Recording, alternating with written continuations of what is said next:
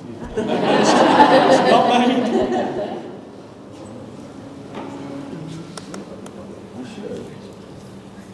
Try again. Do you need to come back? Hello.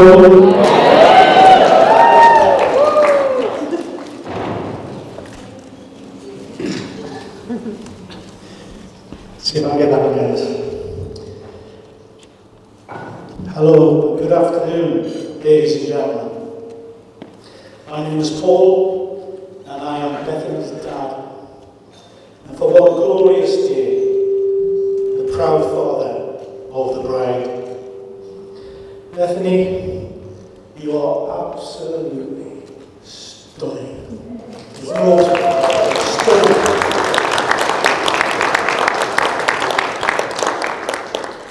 On behalf of the mother of the bride, Jonny, beautiful mother of the bride. Angela and Peter, I'd like to welcome you all to Bethany and Jonny's wedding celebration.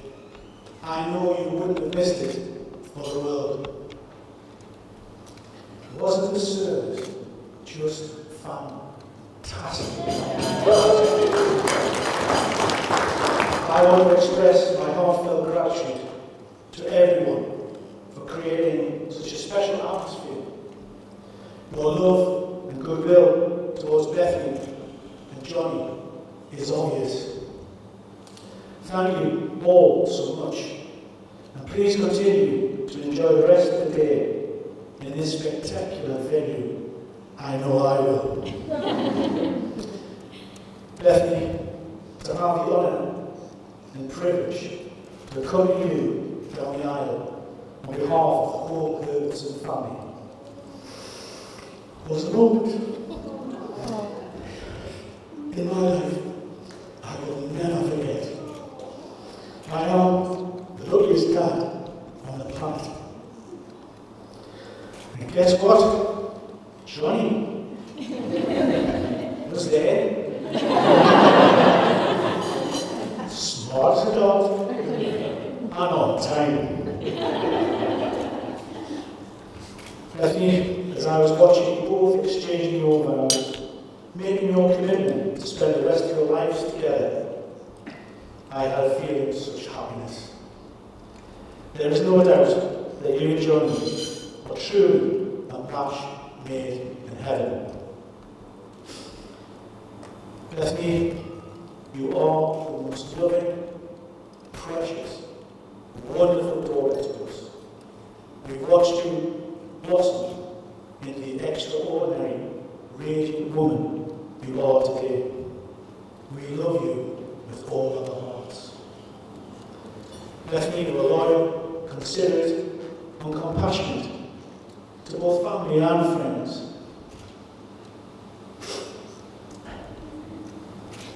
You're doing better than me, Dad.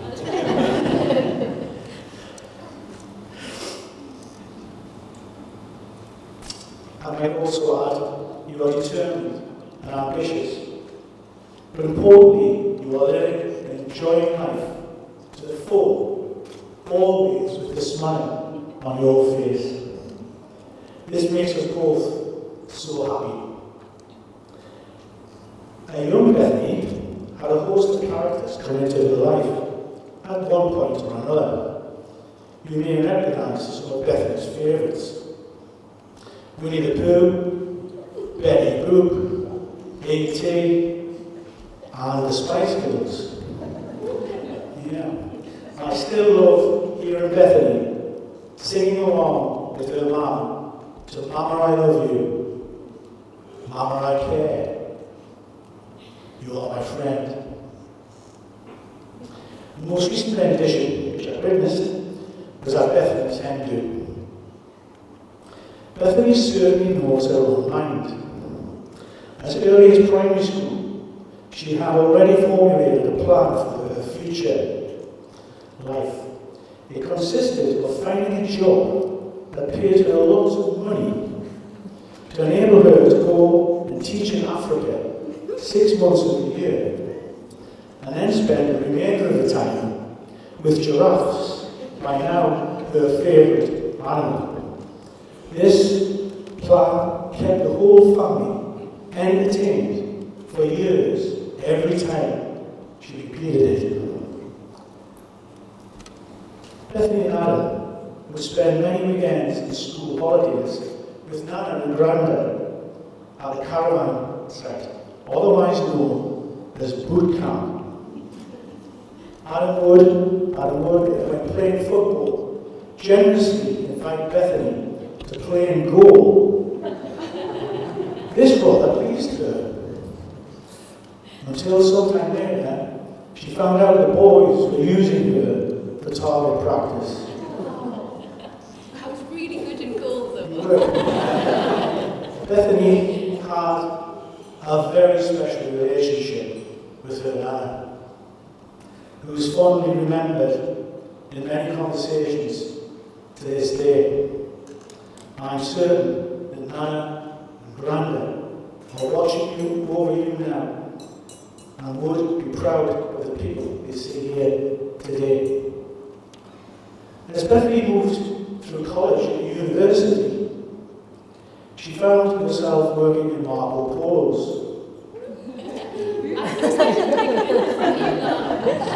Early feedback from management on her performance did not bode well.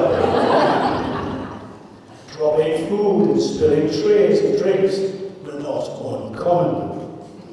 Bethany did overcome these early difficulties and always looked back on this character-building experience with great affection. Bethany moved from home to live out, so she could spread her wings and enjoy the full university experience, or put it another way, to find freedom away from Mum and Dad. I remember the flats well, with some horror. I'm sure you do. But you thoroughly enjoyed the experience of living out. I hear all of you wondering about the plan. Well, it may not have worked out exactly as Bethany predicted, but she is doing rather well. Bethany chose law over teaching. She has been to Africa 3 times, so she has had lots of opportunities to observe giraffes in their natural habitat. Perhaps it's not surprising for a 5 or 6-year-old. There was no mention in her plan of a husband or the people she might meet on her journey. Bethany, for us, it says more than any words can express everything about your character and personality, that you have made so many wonderful friends who are here in this room today. You cannot in life put a price on the importance of true friendship, and we know how much Bethany cherishes yours.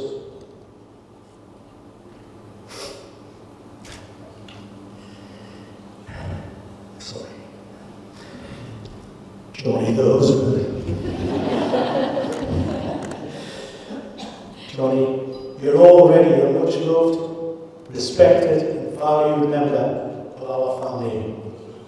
Your feet are so far under the table, you feel comfortable to even invite yourself around for dinner. Julie and I will be forever grateful for the way in which you embrace the Herbertson family dynamics. You recognise and respect the very special bond that exists between Bethany and her mum. Mother and daughter, yes. Best friends, absolutely. They may have more than a passing physical resemblance, but they also share many of the same likes and dislikes. Or should I say, expensive or very expensive tastes. You used this mother-daughter relationship to your advantage with great effect. Jonny and Julie have in fact become as thick as thieves when it comes to planning surprises for Bethany. The selection of the engagement ring comes behind. The planning of the proposal is another occasion when Jonny was more than willing to consult and seek advice from Julie about where and when of the marriage proposal. Jonny, you knew Bethany would want to share the experience with her parents. So you arranged for us to be waiting secretly in a wine bar in Tynemouth to surprise Bethany immediately after the proposal. We had a very emotional afternoon. Jonny, for you to invite us to participate in one of the most romantic moments in a young couple's lives highlights the very best of your qualities. You're generous, you're thoughtful, you're sensitive, kind, and respectful. Angela and Peter, with good reason, are rightly proud of you, Jonathan. Bethany has decided she can't live without you, Jonny, and that's more than good enough for us. Ladies and gentlemen, please be upstanding if you will. Please join me in raising your glass to Bethany and Jonny as they begin their journey together as man and wife. May they have a lifetime of good health and happiness together. To Bethany and Jonny.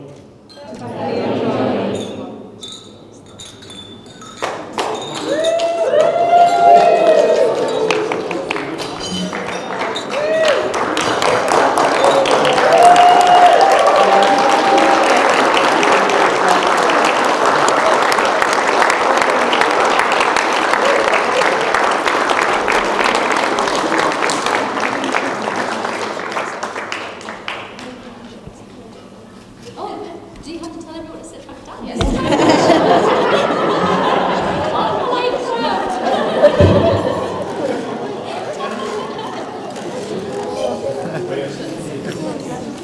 So good. That was sweet. And now after that,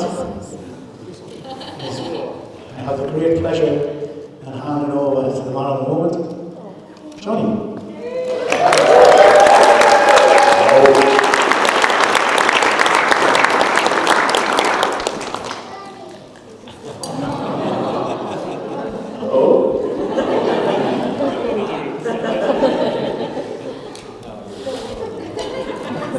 How are we doing tonight? I said, how are we doing tonight? Always wanted to do that. Thank you, Paul, for those beautiful words. It really mean a lot. I don't know how I'm going to follow that, but here it goes. Firstly, I just want to say a massive thank you to everyone for coming today. Like I said in the ceremony, you are all the most important people in our lives, and in some shape or form, played a part in leading us here today. So it means the world to us that you've got, that you get celebrating here with us on what is the greatest day in my entire life. I'd like to say a huge thanks to the Winged Hall crew, the incredible staff for their amazing service today, Anya and Bobby for keeping us organised.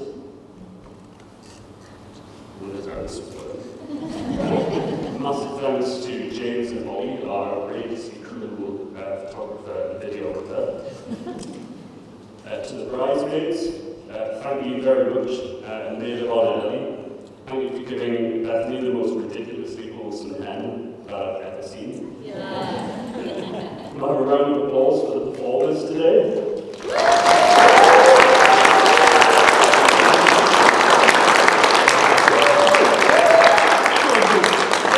Thanks to Ellie and Hannah for being our soprano and pianist, and to Claire for the wonderful reading.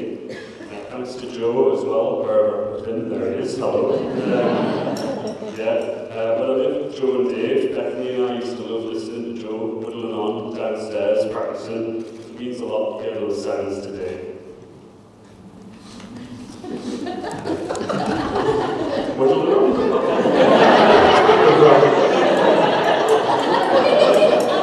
Playing this guitar.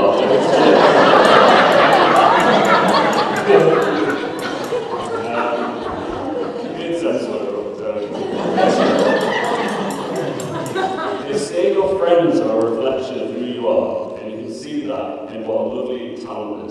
intelligent group of friends Bethany has. Meanwhile, you just have to look at my lot, absolute bunch of tickers. My best man is obsessed with memes about scenes of anti-this. Well, thank you for bringing to me. You've scrubbed up really well today. So yeah, best readers will I'm best for. Matthew. Surely the most annoying best man there's ever been. So annoying that when I moved to Hong Kong for a bit, just to get away from him, he still somehow turned up at my doorstep. All jokes aside, Matty's been an incredible friend to me. He's been someone to vent to over the years. He volunteered to be my personal trainer, even though it meant joining a second gym. They organised what is certainly the least wholesome stag. Thank you, Matty. I'd like to give a special thanks to those of you who travelled a long way to be here. I know we've got guests who've come up from London, down from Dundee, Bolton, Nottingham, and props in particular to Anisha and Benny, who've come all the way from New York.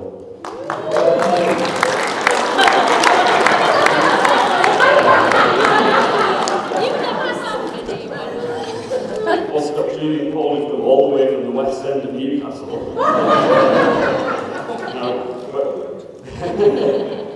When Bethany and I told Julie and Paul we were moving to Low Fell, their initial reaction was as though we'd told them we were moving to Timbuktu.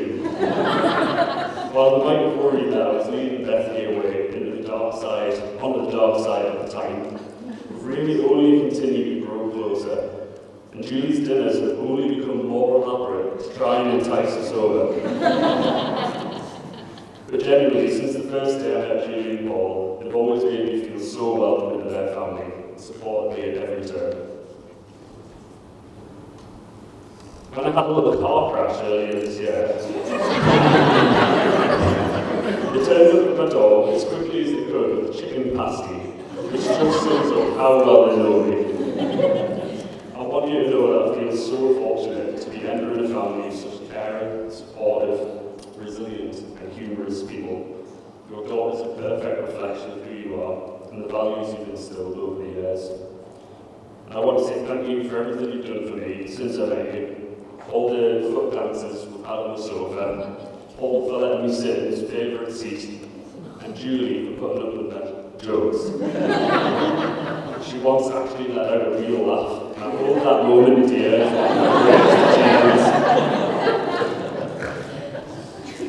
I'm not going to put you on the spot, Julie, but there's a question here about whether I'm in the inner circle yet. We'll discuss that, we'll talk about that. Adam and Kaylee, thanks for all your help today with the precious cargo, and a special thank you to our handsome page boys for the room code as well.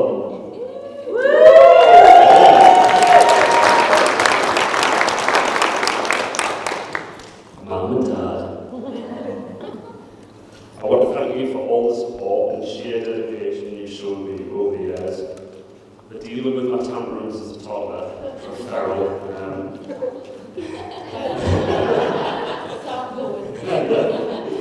driving me to countless band practices and gigs in the rain and snow as a teen, and for demonstrating how a functional adult should behave, which I'm sure I'll crack someday. You've always been my biggest role models, and you raised me to believe I could do anything I put my mind to. People often say I look loads like my dad, and all I can say is, if I can turn out to be half the husband, and maybe someday dad that you are, I'll have done well.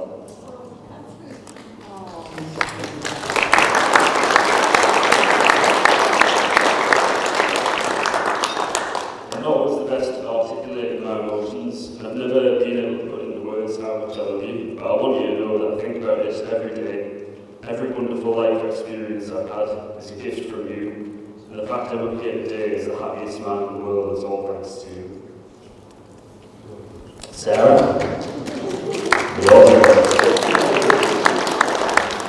I always looked up to my sister when we were growing up. I was always trying to be like her.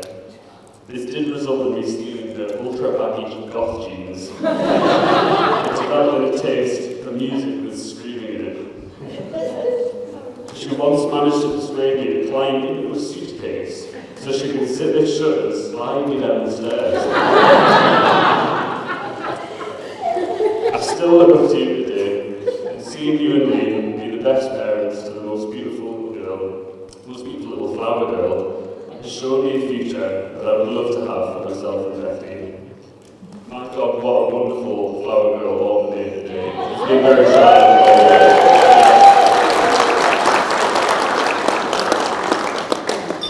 I'd just like to raise a toast at this point. I don't know how this works. You don't all have to stand, just raise your glass, please. To raise a toast to the Boots and the Herbertsons and the joining of two exceptional families.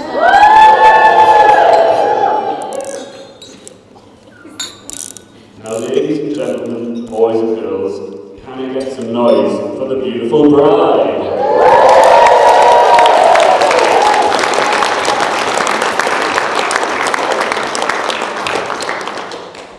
When Bethany and I first reconnected after many years apart, it took me ages to realise she had a thing for me. Despite her literally walking up to me and giving me an unexpected smooch during a night out at MSA.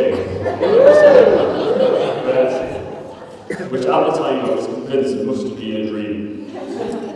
Some of you will know that I'm a bit of an oblivious character when it comes to romance, so it's no surprise that there were numerous times on the route to becoming boyfriend and girlfriend, and I nearly completely bottled it with the missed signals. But despite all of that, Bethany knew that this was a relationship that needed to happen. I think the moment the penny dropped for me was one day when I was walking to work and I saw a swan paddling in the Tyne. Without hesitation, I snapped a pic on my phone and excitedly sent it to Bethany. I know it sounds really silly, but I realised in that moment that all I wanted was for Bethany to be there to enjoy that swan with me. The longer we spent together, the more I could see that Bethany is a sheer force, positivity, fun, and someone who just wants to embrace and savour the absurdity of life. I can remember the moment I knew I'd realised I'd found my soulmate. One day when we met on the quayside after work, and how do I do this? I did a gesture like this while I was talking. And Bethany's instinct reaction was to create a little wiggling fish that swam home between my hands. And just there and then I thought, that's so ridiculous. She is the one.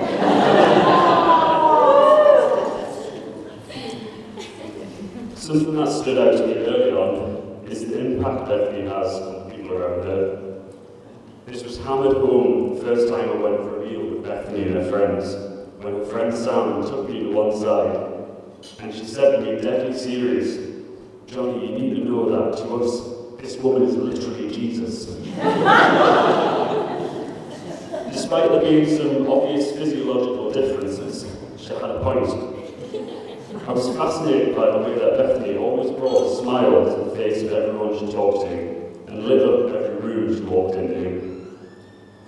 Now, something Bethany's friends and family know well is that she holds people to a high standard, and I learned this very quickly when we first moved in together, and she discovered what a calamity I am to live with. This guy's not. But what I've realised is that what she expects from me is a drop in the ocean compared with what she gives, not just to me, but to everyone she encounters. If you are a part of Bethany's life, in return she'll be your best friend, your biggest supporter, passionate about your hopes and dreams, and loyal to the ends of the earth. Now, about 8 months into our relationship, COVID struck, and we found ourselves locked down in separate houses. I felt quite anxious and a bit miserable at the thought of only seeing her once a week, 2 meters apart. But every day when I heard Bethany's voice on the phone, it would completely brighten my day, making me laugh and making me feel hopeful for the future. And this is the incredible thing about Bethany. She always turns life's lemons into lemonade and refuses to let you stay down in the dumps. Her bravery and relentless optimism is truly out of this world. I have a lot of days where I might feel anxious or overwhelmed, but every time Bethany pushes me through, it makes me feel invincible. Early on, I used to tell Bethany how much I hated Sundays, because Sunday was basically just Monday Eve, and essentially had nothing good to offer. But when Sundays became days for us to meet up, go on adventures together, Sunday was my favourite day of the week. I started to feel joy in little things, like the colour on the leaves of trees, and the songs of different birds that Bethany would always be able to identify, like some sort of weird bird lady.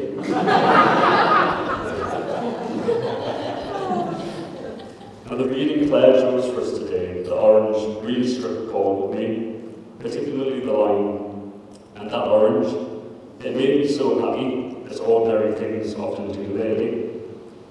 I think back to things like that swan and the Sundays, and how the world suddenly seemed more beautiful once Bethany was in it. And that's why I knew I had to marry her, because my life feels fulfilled every day that we're together, and I can't imagine the world without her in it. Bethany, I'm not going to propose. The day you said you'd marry me is the greatest moment of my life. You are simply the most magnificent human being I've ever met. You helped me to see a version of myself I didn't know existed, and to enjoy life in a way I didn't know was possible. You embraced me for who I am, and I'll love you forever for it. Thank you for falling into my life. I would like to propose a toast to Bethany. You make the world a better place to be. You're a ray of sunshine in everyone's lives, and I'm so grateful that you chose to be in mine forever. I can't wait to spend the rest of our lives together. You can drink now. I can see lots of hungry faces around, so without further ado, enjoy the dinner!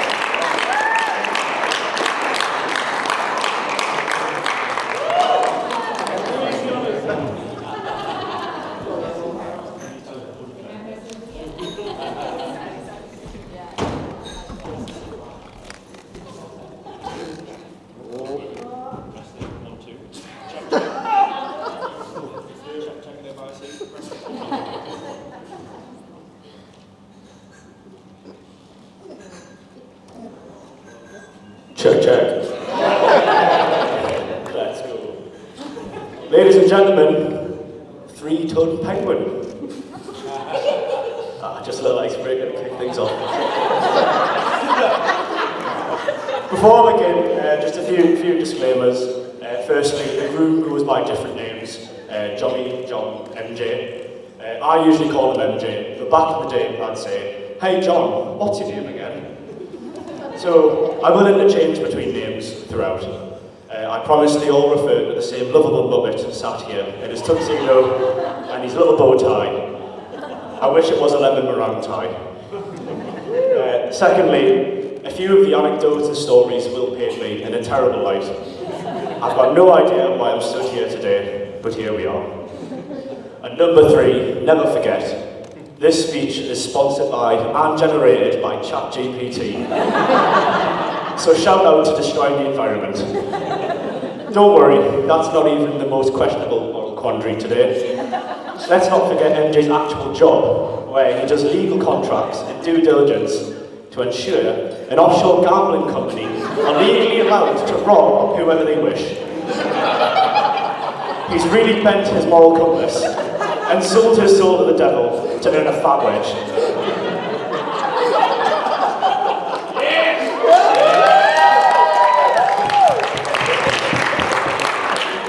So anyways, I'm Matty, or as it has labelled my Bible rack at school, Gents, because he was unable to write Jackie. Not that it really mattered, as we only enjoyed using our Bibles for a game we called Bible football. I'll let you figure out the rules. I've known our Jonathan for over 20 years now, and we've been through thick and thin, and he's had a very thick skin over the years. And for anyone wondering, I am referring to his resilience and not his size. The man has lost and cultivated so much mass over the years, it's hard to keep track.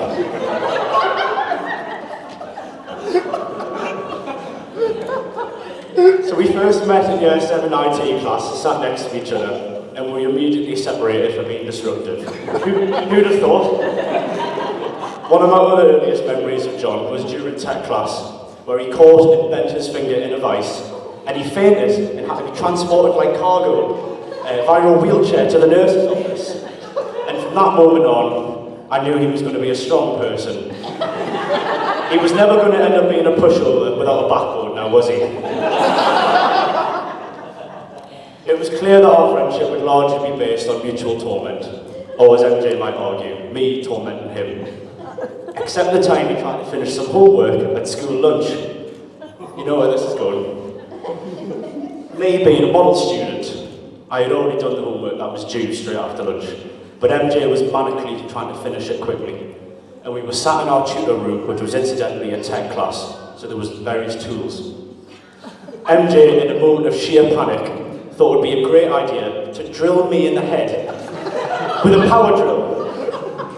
Yes, you heard that right, a power drill. I wish I was joking.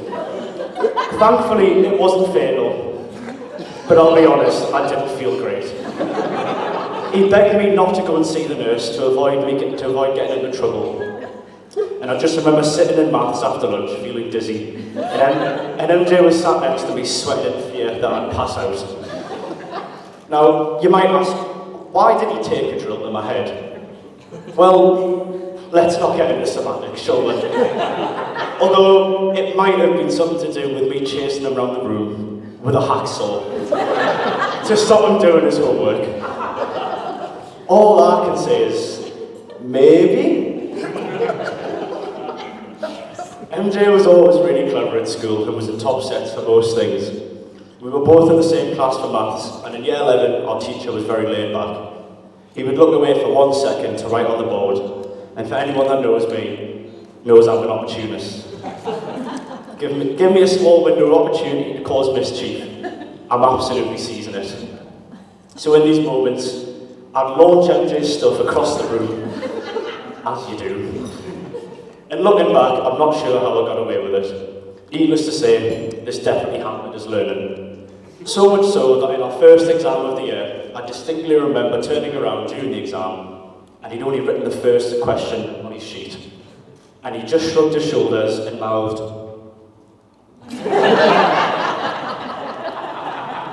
When poor Mr. Lawley read out the scores, he was baffled by the fact the class scores ranged from 100% to literally 0. Guesses on who scored 0? If only he did his homework. I think whenever I'm around MJ, I should wear a sign that says, "Danger, wild man." Just for his own sake. And after all those school shenanigans, MJ decided to get as far away from me as possible by going to Dundee University. But unfortunately for him, me and the boys would still go and see him as much as we could. And funny that you mentioned this in your speech, but towards the end of his time at Dundee Uni, he ventured even further away from me by going to Hong Kong. And surely you'd think, that's far away enough to escape further torment? You'd think so, but no. I went out there with my family whilst he was there, so we met up and he was essentially our tour guide. He took my family to a really fancy restaurant called Mr. Wong's. You're probably thinking, oh, that would be really exotic, authentic Chinese cuisine. It'll be a really fancy restaurant, you know, on the other side of the world. It couldn't be further from it. It was actually some random bloke's garage, where his wife cooked our food in the back kitchen. And the owner even gave us money to go to the shops and buy our own beer. And it turns out this place was previously raided by the police for some sort of illegal activity. I wonder why. But going back to my initial point on you going to Hong Kong, MJ, you have to admit, it is really funny that you ventured to the other side of the planet and you still couldn't escape me. I bet if you could even go back in time to avoid me, it wouldn't work. It just goes to show that time warps are useless.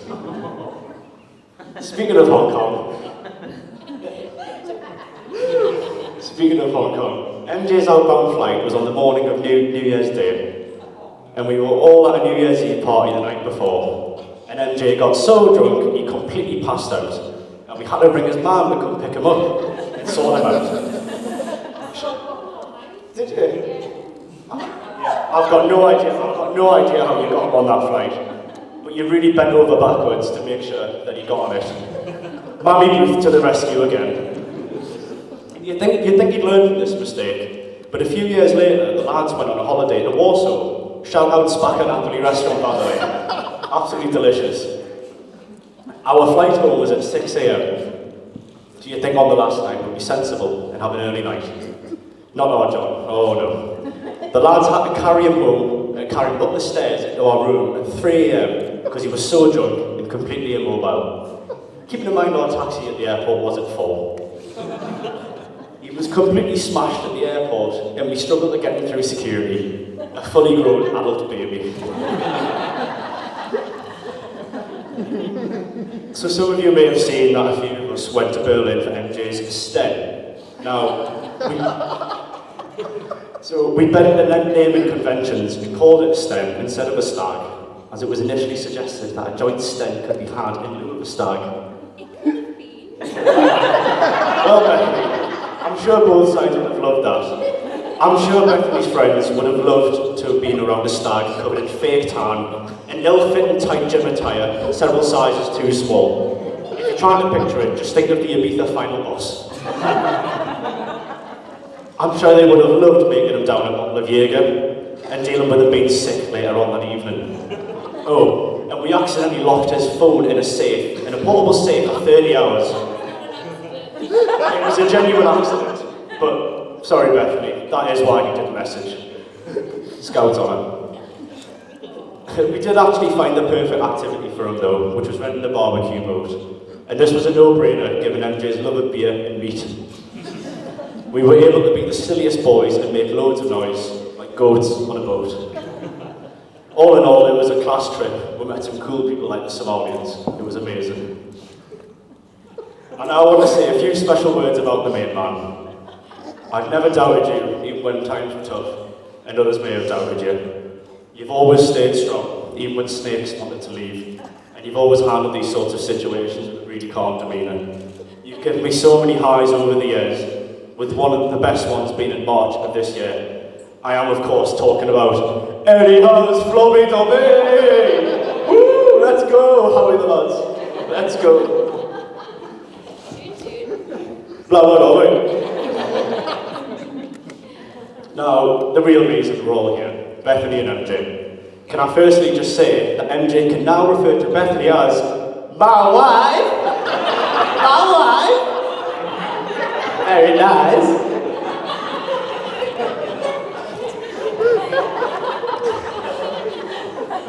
Anyways.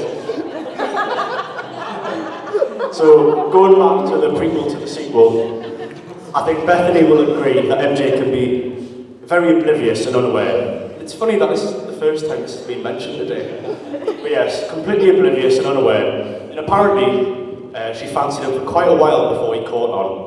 And I'm not sure if she remembers this, but shortly before they got together, she bumped into me and Carter on a night out in town outside Alvino's. And for those that don't know, we were all in the same year group at school, and we hadn't seen each other since then. So, you know, usual etiquette is, oh, like, how you been? You know, how you doing? What you been up to? But no, Bethany, all Bethany was interested in was Jonny. It was all, oh, so how's Jonny? What's Jonny been doing lately? What about poor me and Carter? She wasn't bothered about us whatsoever. Zero subtlety. If she was that obvious to me in that brief interaction, how on earth did MJ not see it sooner? Fast forward to some time later, when MJ says to me, out of the blue, you'll never guess who I've started dating. And I guessed it was Bethany, straight away. I could see how happy he was when he told me, and I knew from that moment on that they were made for each other. Like nuts and gum, together at last. Even though Bethany has told us since that she thought we were all very weird at school.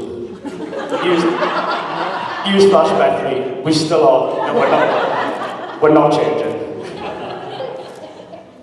mean, what he was weird. No, we all were. Have you seen our table?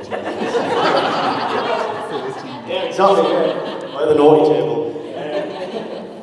On a serious note, I just want to say, MJ, thank you for choosing me to be your best man.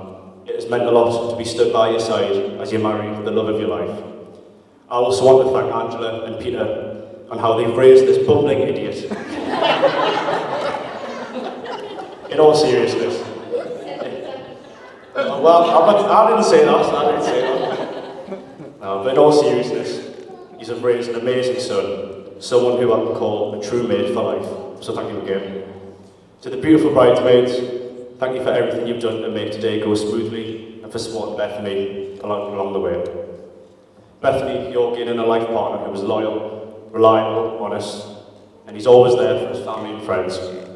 And MJ, you found someone who is smart, beautiful, and will always be there for you and will love you for the rest of your lives. I love you, mate. I'm incredibly proud of you and the person you've become and the life you've cultivated with your now wife. I look forward to all the adventures still to come. So on that note, can I ask that we all raise a glass and celebrate Mr. and Mrs. Booth.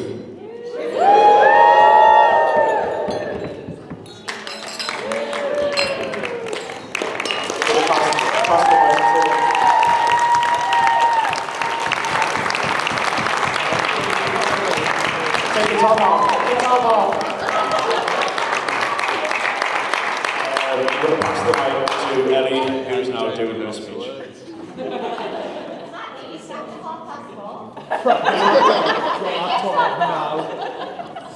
Hi everyone, I'm Ellie and I'm Bethany's maid of honour.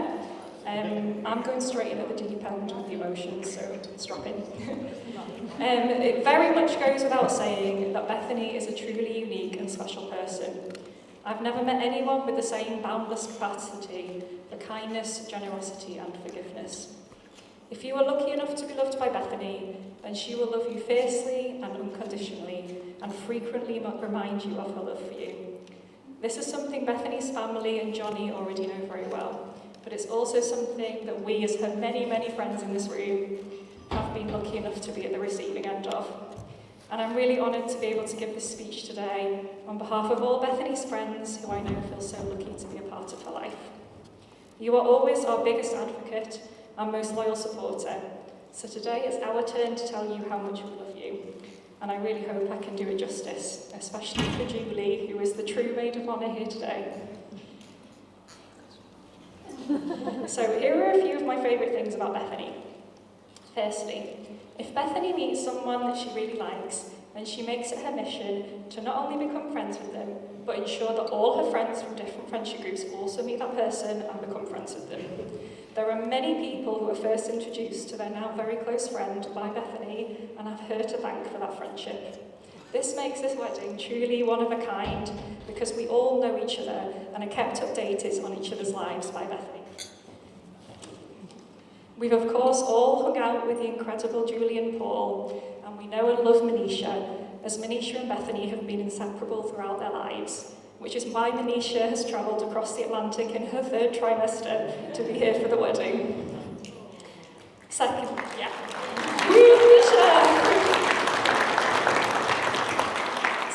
Bethany can see the good in everyone and is able to draw out the most interesting facets of someone's personality in just a few minutes.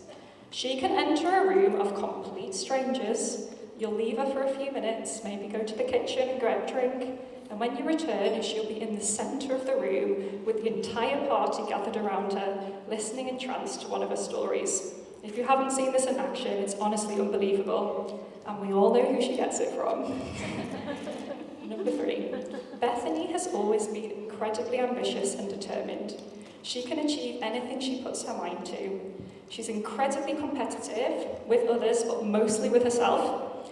However, Bethany's ambition very much extends out to others. She will do everything she can to make sure everyone can succeed and achieve their potential together. Just make sure that if there are any kind of debate or competition or game that you're on Bethany's side, because it will be the winning side. I first met Bethany in an English literature seminar room at Newcastle University. She was wearing a mustard-coloured coat, nothing's changed there, with a green satchel, and she was dressed impeccably smartly for a university student. She placed herself right next to the seminar leader, smiling around at us all as if we were already her close friends. She then proceeded to practically run the seminar, which turned into a one-to-one discussion between Bethany and the seminar leader, while the rest of us tried sluggishly to keep up through our blatant lack of sleep and nutrition. Once we'd established a friendship, which I fully give you all the credit for, I introduced you to Claire, and then sat in awed silence for an hour while you both became some kind of incredible comedy duo. We moved in together, and the rest is history. You filled our house with bizarre animal print shields. Thanks, Julie and Paul, for dropping those off. Those were honestly the source of constant confusion by our guests.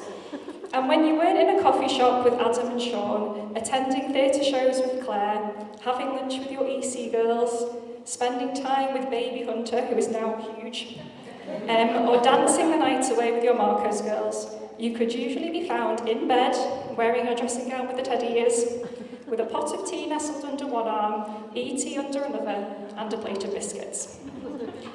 At the same time, every evening you set the smoke alarm off, burning an oven pizza, while urgently ironing a shirt and haphazardly running out of the door, scarf flying behind you, already 5 minutes late for your Marcos shift.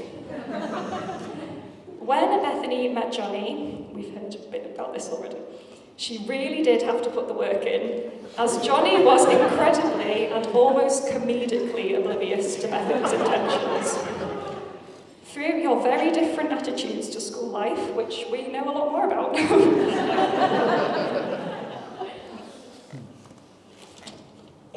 And a romance that blossomed through huge world events such as COVID. It's so lovely to think that your lives have been running in parallel until the time when you were both ready to meet again and be together. Jonny, we could not have asked for a better human to marry our girl. I knew this would be the place. You've taken the time to foster your own unique friendship with all of us, and we can't thank you enough for making her so incredibly happy and showing her the love she's always deserved. From the moment you both got together, you've been inseparable and only had eyes for each other. Saying goodbye at the train station as if you'll never see each other again, even though it's only going to be a few days. And honestly, in the nicest way possible, it's been a bit unbearable to be in the same room as you both at times. You understand each other in a way that nobody else does, and it's been an incredible experience watching you navigate so many new and wonderful life experiences. Buying your beautiful home and turning it into a Bethany and Jonny haven. And Jonny proposing in Tynemouth Beach, where Bethany didn't even realise you were proposing because you both say such lovely things to each other all the time. It was so clear from the very beginning how happy and safe Bethany felt with you. And this was a relationship you were both invested in forever. And as your friends, we can't wait to navigate this next part of your amazing journey with you. Bethany. I'm going to get through this bit, and not coming. I'm so proud of you for all the many incredible things you've achieved in life. But most importantly, through all your many life experiences and changes that have taken place, you've continued to remain the same person you always have been. Kind, generous, loyal, determined, ambitious, independent, forgiving, and loving. You and Jonny deserve to have the best day ever today, and we're all here to make sure that you do. So Bethany and Jonny, woo!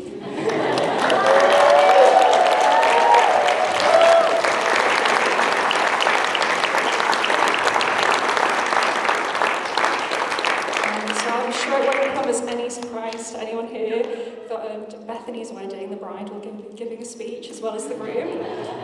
So, Bethany, boo!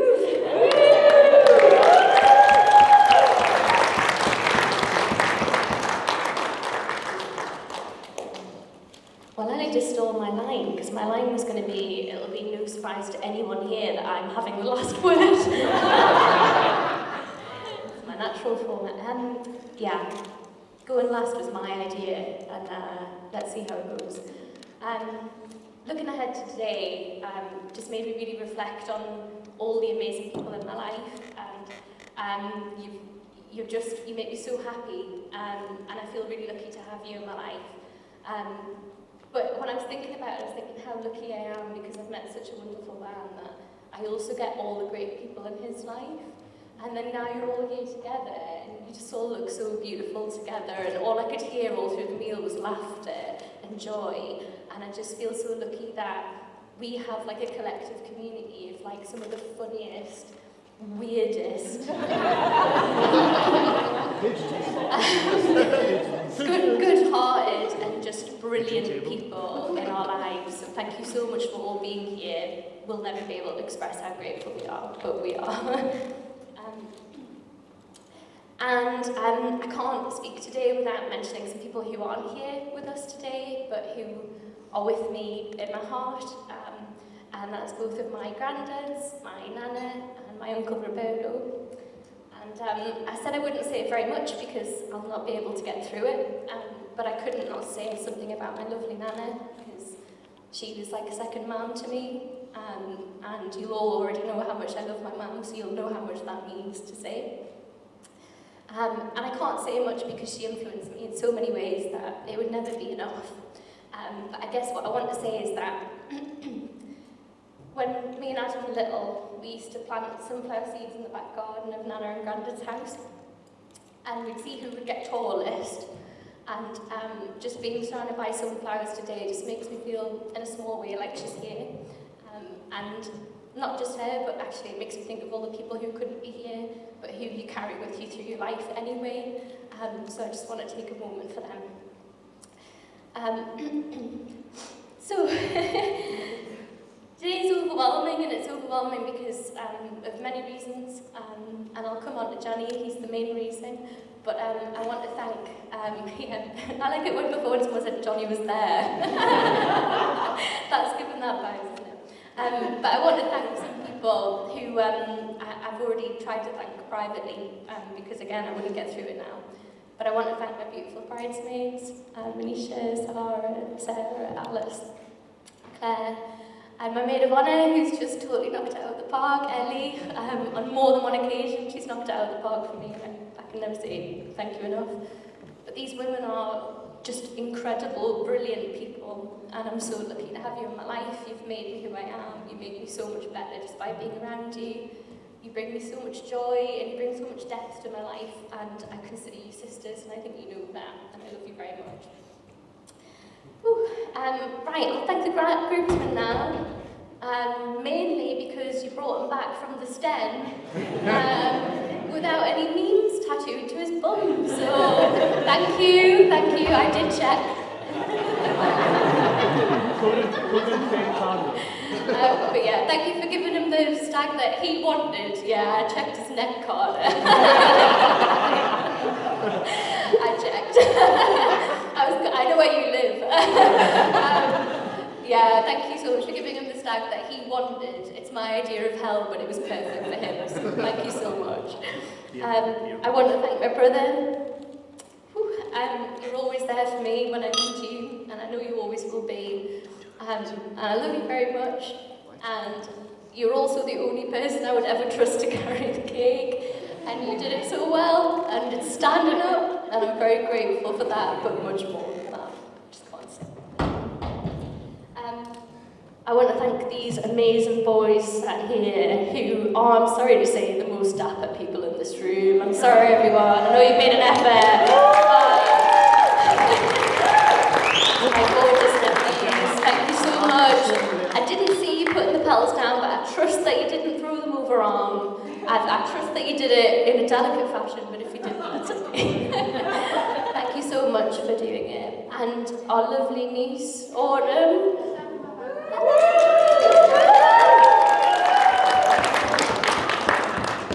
I'm so glad that you're wearing a dress, and what we said earlier is his is just like mine, and I think it's true, but she looks cuter, let's face it.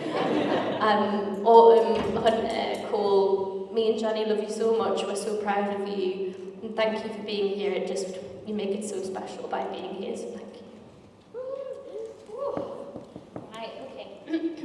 I want to thank Peter and Angela. You welcomed me into your family from the first day I ever met you with such warmth and generosity, and I could not have asked for a better second set of parents.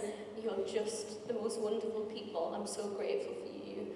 And I know that between you both and Sarah's influence, you've made just the most brilliant person, and you've brought the best man I've ever met, the best person I've ever met, I should say. And for that, I'll just be grateful. Thank you. And I'm going to thank my parents last, and I'm going to do it quickly. Not many children get to visit the pyramids and to learn blackjack before they're 10 years old. And what I had was the most special and brilliant childhood, and it was just so full of fun and adventure and support and encouragement. And I'm so grateful for it.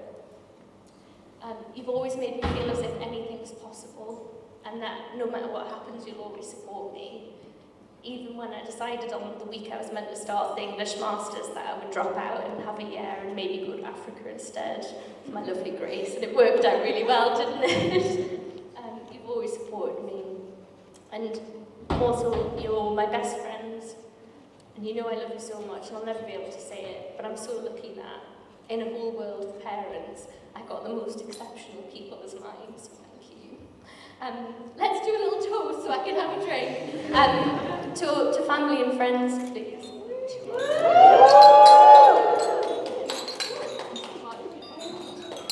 Sorry.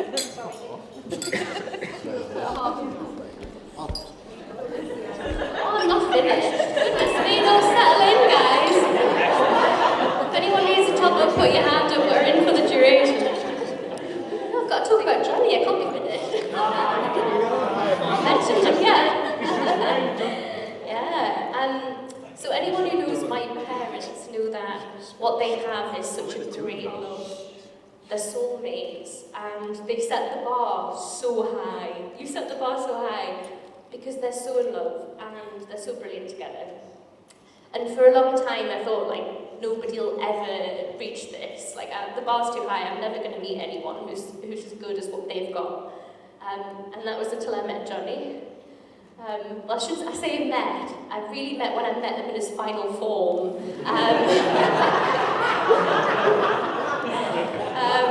Because if you told me I would marry MJ from school, he was always making jokes I didn't understand. And he had an emo fringe, and he would make noises, and it was a reference to something on the internet.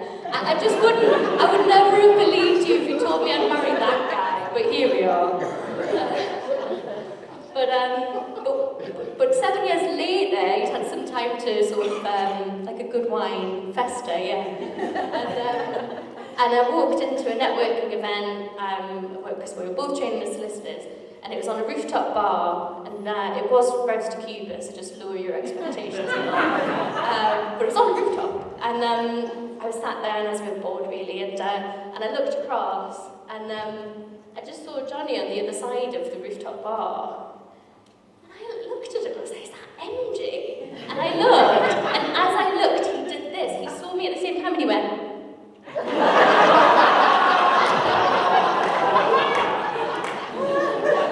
and you might think you'd go, oh, what a creep. But instead I was like, oh, all right then.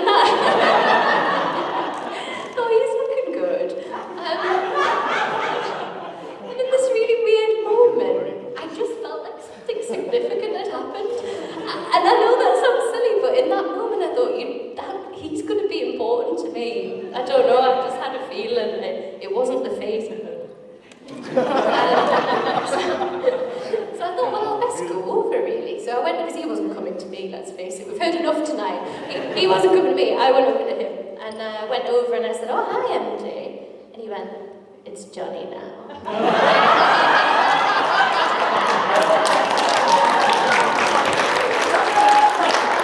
Which is probably the smoothest thing he's ever said in his whole life.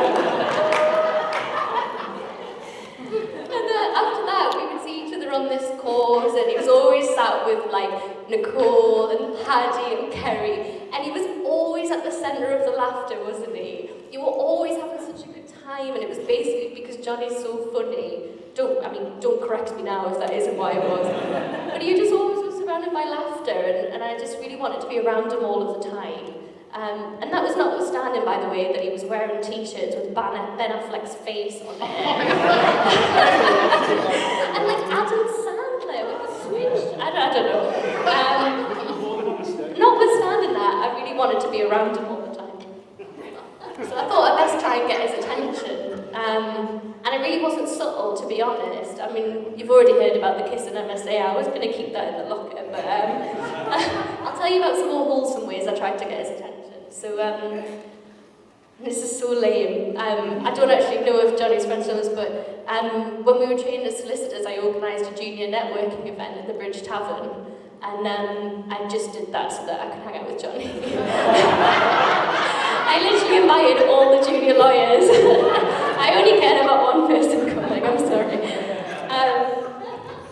I also went to a cricket game because I knew Jonny was going, and I hate cricket. I didn't watch any of it. And we got there, and again, Jonny was sat with his pals, and they were in like the furthest stand away. There were so many easier seats. So I trudged up all the stairs, and I got there, and there was no one else there, so it was very clear I was going to sit with them. And when I got there, I literally got there, and Jonny stood up and left. He was like, I'm going to the bar. Didn't offer me a drink, by the way. Anyway, I've not held it against him. But I thought, oh. And my colleague who was there, who, by the way, is not invited today for reasons that are about to come obvious, she said, oh, he doesn't like you. She's like, don't embarrass yourself. So I thought, you know what, fine, I'll just leave then. So I left. Didn't see a single ball, nothing. I just stormed out and left. And as it happened, we ended up on, because I then went for a few drinks, obviously, why waste the occasion? And then we happened to get back on the same train, heading back from Chester Street. And the whole time, Jonny sat there, and he's like, I could tell he was sort of trying to get my attention, but I thought, I'm not making it easy for you. And then, as we're pulling into Newcastle, he goes, oh, do you fancy having a drink? Oh, yeah, fine, if you want. We then proceeded to have 3 hours being third-wheeled by his other colleague, who was also not invited today, by the way. He's had enough of my time.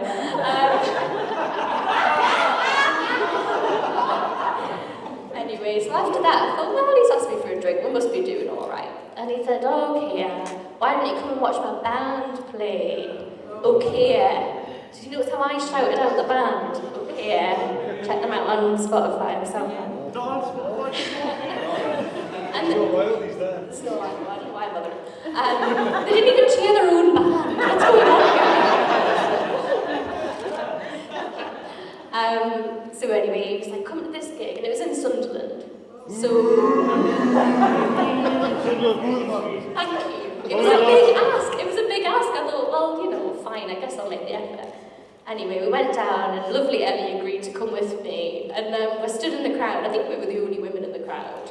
I think we were also the only ones who'd shouted by the smell of the room, but it was a bit intense, wasn't it? So I stood in the crowd, and Jonny's giving it a bit of welly on the stage.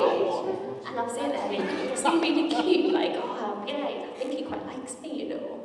And just like, oh, right, yeah. And the band finished, and I'm waiting for my big moment, you know, and I'm thinking it's going to be really cool. He's going to come up, and I'm going to be like there. And he's coming over, and I'm like nudging Ellie, like this.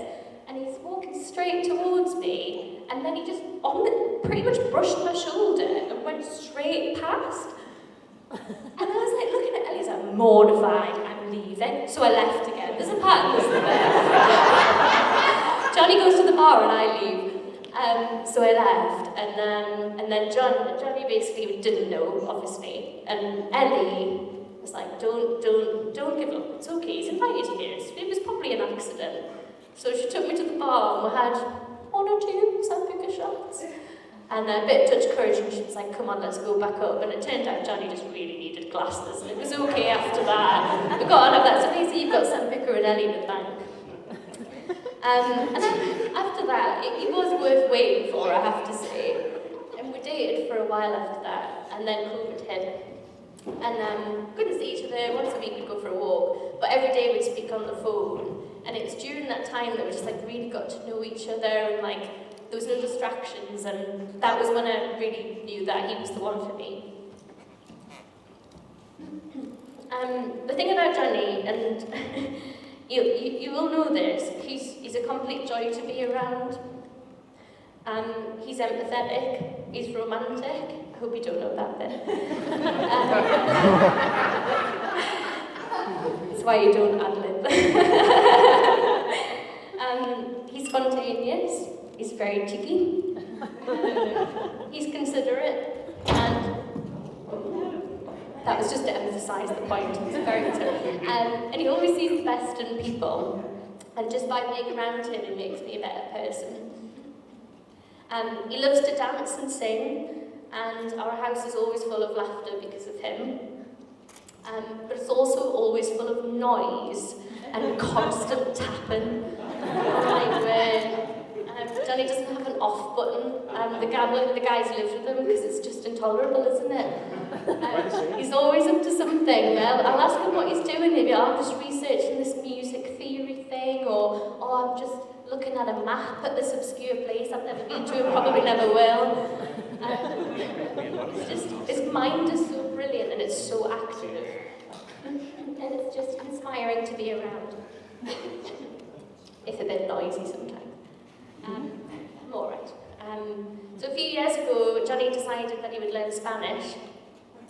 And so my life then became full of Spanish podcasts, Spanish TV, something about Club de Cuervos or something. And he started seeing his Spanish teacher called Felipe, who I genuinely thought he was going to fly over from Colombia because they're that good friends now. And it was just lovely to see Jonny do something he really cared about. And when Jonny's passionate about something, he gives it everything. There's no half measures. He's not content with surface level. He wants to be good at something. He wants to understand something. And he commits fully, wholeheartedly. And he's the same with music. He's the same with the law, as Ed knows. He once famously said he had a hankering for contracts, which...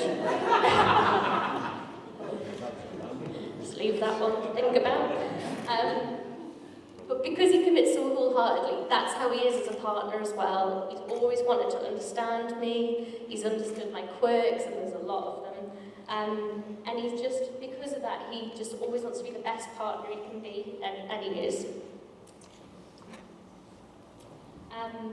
And Jonny has a way of everything feeling magical if you're around him. So a few years ago we were in Malaga and we were just walking back after a few drinks. And Jonny saw that the moon was really big in the sky. And he was like, let's go down at the beach. And we'll go and sit on the beach and we'll look at the moon because it's really big. So we just went down and sat on the beach and stared at the moon. And on our 5th anniversary we went to Italy and we had this beautiful trip that Jonny had planned completely down to a T. And he thought, on our 5th anniversary, we have to get up at like 4 in the morning and watch the sunrise over the vineyard that we were staying in. So we got up really blurry-eyed. And a few years ago, we were in Verona, and we were only there for one day, and it absolutely started it down. There was a total thunderstorm. So we just hunkered down in a bar, and then later on, we went to an amphitheatre and watched some opera. And we just sat there, and the thunder had kind of moved away, but the lightning was over the amphitheatre. And it was just stunning and beautiful. And I just can't help but think that if Jonny wasn't in my life, these things just wouldn't happen to me. Like, he makes life brilliant because he seeks things out. And because he's there, it feels so special and so magical. And he's the one who seeks out these things and the beauty in life. And because of him, I get that in my life, and my life's so full as a result.